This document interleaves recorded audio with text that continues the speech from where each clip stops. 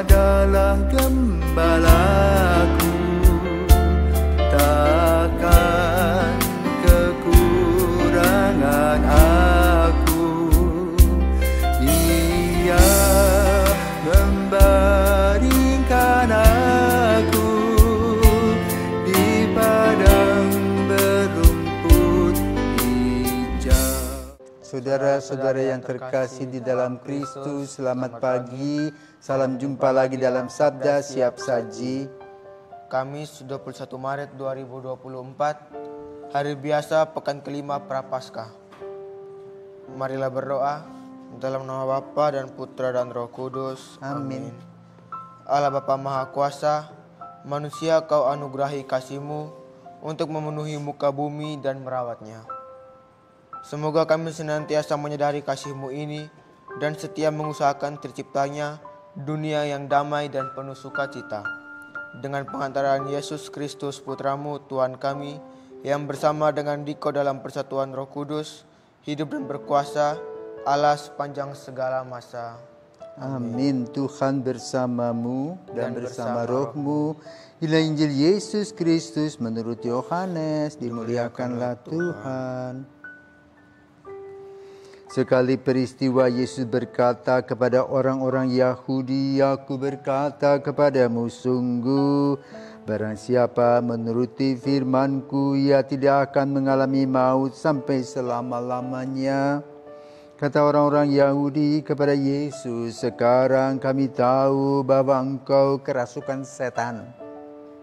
Sebab Abraham telah mati dan demikian juga nabi-nabi, namun Engkau berkata, barang siapa menuruti firman-Ku, ia tidak akan mengalami maut sampai selama-lamanya.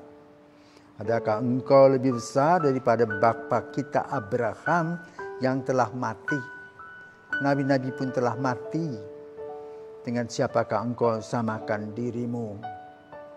Jawab Yesus, "Jikalau aku memuliakan diriku sendiri, maka kemuliaanku itu sedikit pun tidak ada artinya.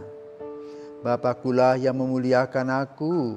Tentang Dia kamu berkata, Dia adalah Allah kami, padahal kamu tidak mengenal Dia. Sebaliknya, aku mengenal Dia. Dan jika aku berkata, aku tidak mengenal Dia, maka aku adalah pendosa, sama seperti kamu. Tetapi aku mengenal Dia dan aku menuruti firman-Nya. Abraham bapamu bersuka cita bahwa ia akan melihat hariku. Ia telah melihatnya dan ia bersuka cita."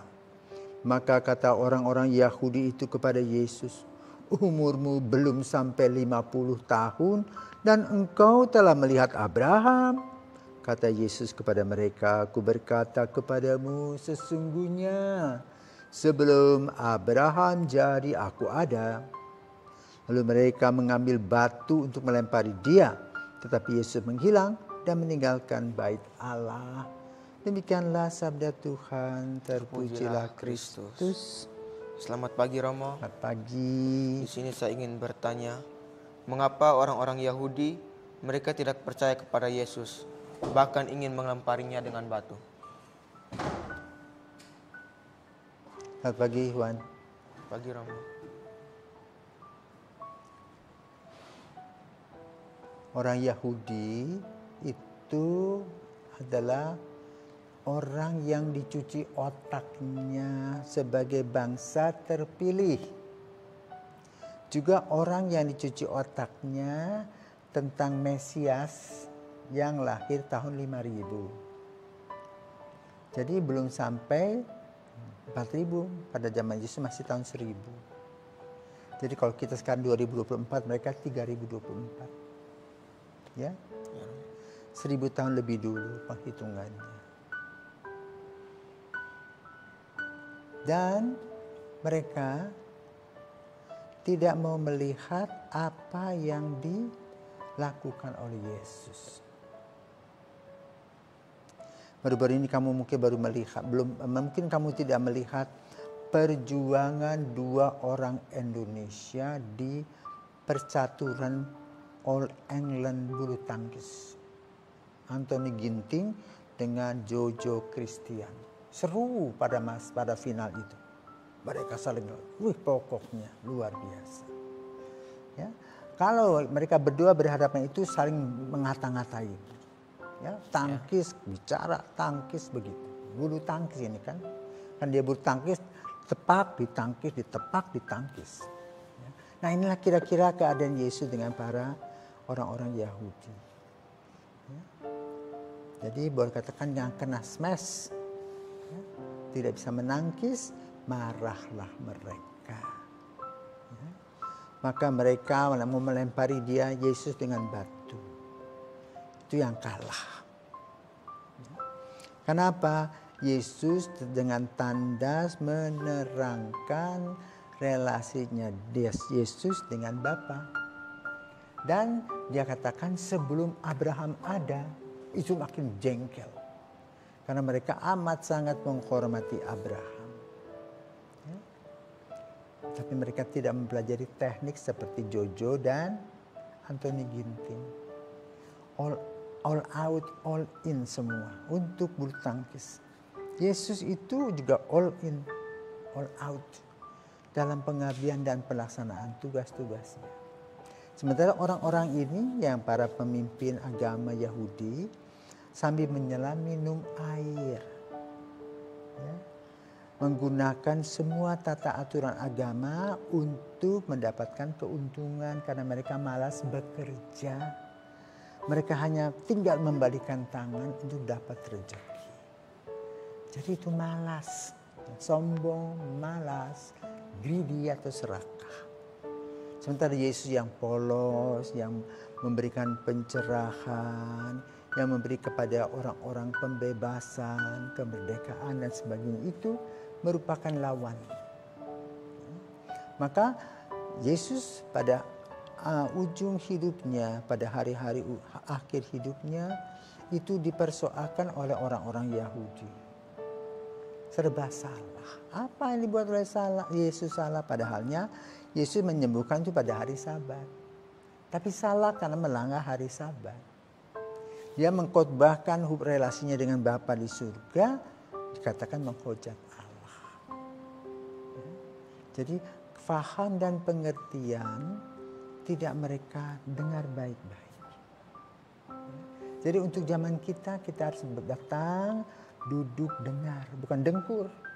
Ya, datang, duduk, dengar, diskusikan, renungkan.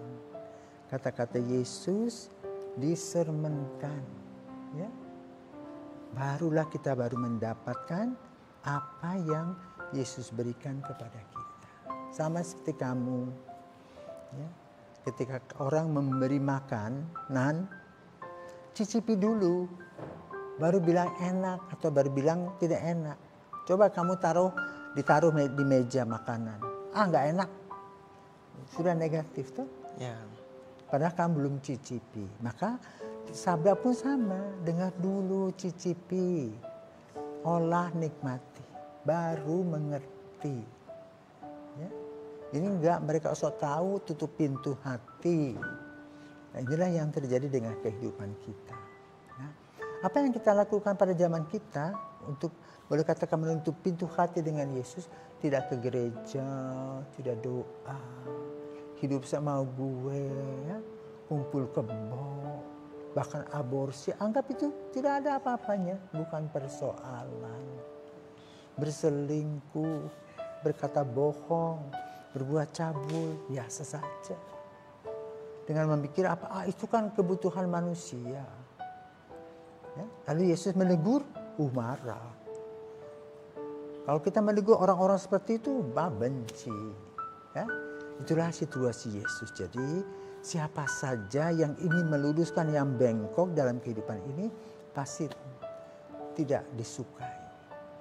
Ya, dan itu harus kita lakukan. Sebagaimana Yesus melakukannya dengan segala konsekuensinya, tidak disukai. Tetapi demi kebaikan orang lain, jalan terus. Dengan konsep-konsep dan prinsip-prinsip cinta kasih yang tegas, ya, dan lugas. Semoga Tuhan memberkati kita. Selamat pagi. Amin.